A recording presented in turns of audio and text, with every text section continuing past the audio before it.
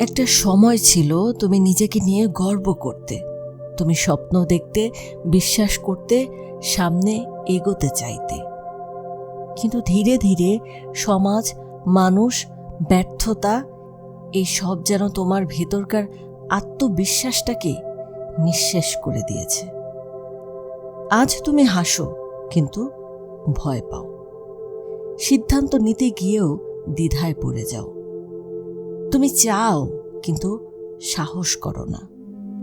কিন্তু একটা কথা মাথায় রেখো, মনোবল আর আত্মবিশ্বাস কারো জন্মগত নয়। এটা তৈরি হয় চাপের মধ্যে, চ্যালেঞ্জের ভেতর, আর নিজেকে বারবার দাঁড় করানোর সাহসে এটা তৈরি হয়। নিজের ভেতরে এটা তৈরি হয় আস্তে আস্তে, ধীরে ধীরে। আজ আমরা জানব এমন 7টি উপায় যেগুলো সত্যিকারভাবে তোমার আত্মবিশ্বাস ও মানসিক শক্তি ফিরিয়ে আনতে সাহায্য করবে। তোমার জীবন বদলে যাবে শুধু যদি তুমি এগুলো বিশ্বাস করে চর্চা করো। প্রথমত, শুরু করো ছোট জয়ে। প্রতিদিন এমন কিছু করো যা কঠিন কিন্তু সম্ভব। হয়তো খুব ভোরে ওঠা, হয়তো 30 মিনিট পড়া। এমন ছোট ছোট জিনিস জয় করলেই তুমি নিজেকে শ্রদ্ধা করতে শিখবে। দ্বিতীয়ত, নিজের সঙ্গে কথা বলা শুরু করো।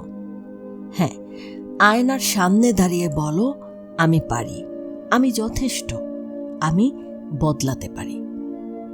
শুনতে অদ্ভুত লাগলেও এই আত্মকথনই তোমার চিন্তার জগতে বিপ্লব ঘটায়।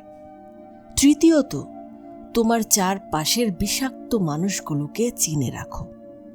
যারা সব সময় তোমাকে তুচ্ছ করে, ভেঙে ফেলে, তাদের কথাকে বিশ্বাস করো না। তুমি কারো চোখে ছোট হতে পারো, কিন্তু তোমার সৃষ্টিকর্তা তোমাকে অপূর্ণ বানায়নি। এই জিনিসটা তুমি মাথার ভেতরে ঢুকিয়ে ফেলো। চতুর্থত, ব্যর্থতাকে নিজের শত্রু না বানিয়ে বানাও বন্ধু। প্রত্যেকটা ভুল একটা পাঠ, প্রত্যেকটা হার একটা ধাক্কা যা তোমাকে গড়ে তোলে। পঞ্চমত, দোয়া আর আত্মিক সংযোগ। এটাই আত্মবিশ্বাসের সবচেয়ে গোপন শক্তি। যখন তুমি জানো কেউ একজন উপরে থেকে তোমাকে দেখছেন, আগলে রাখছেন, তখন আর ভাঙার কিছু থাকে না। ষষ্ঠত, নিজের অতীতকে ক্ষমা করো। তুমি যা করেছো সেটা শেষ, কিন্তু তুমি আজ নতুন করে শুরু করতে পারো। তুমি নতুন অধ্যায়ের লেখক, আগের গল্পের বন্দী নও। সপ্তমত, নিজের লক্ষ্যগুলোকে লিখে ফেলো। লিখে ফেলো, আবার পড়ো, প্রতিদিন। জীবন যেদিকে যাচ্ছে সেটা যেন না হয়, বরং তুমি যেদিকে যেতে চাও সেটা হোক। মনে রেখো, তুমি কেউ নও। এই কথাটা পৃথিবী তোমাকে বারবার বলবে, কিন্তু তোমার সৃষ্টিকর্তা যখন তোমার মাঝে সম্ভাবনা রেখেছেন, তখন নিজের ছোট হয়ে থাকার কোনো অধিকার তোমার নেই।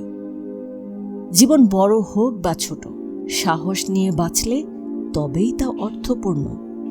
আর সাহসের প্রথম ধাপ হলো নিজেকে বিশ্বাস করা। তুমি পারবে, তুমি বদলাতে পারবে, তুমি নিজের ইতিহাস লিখতে পারবে। শুধু আজ প্রথম পদক্ষেপ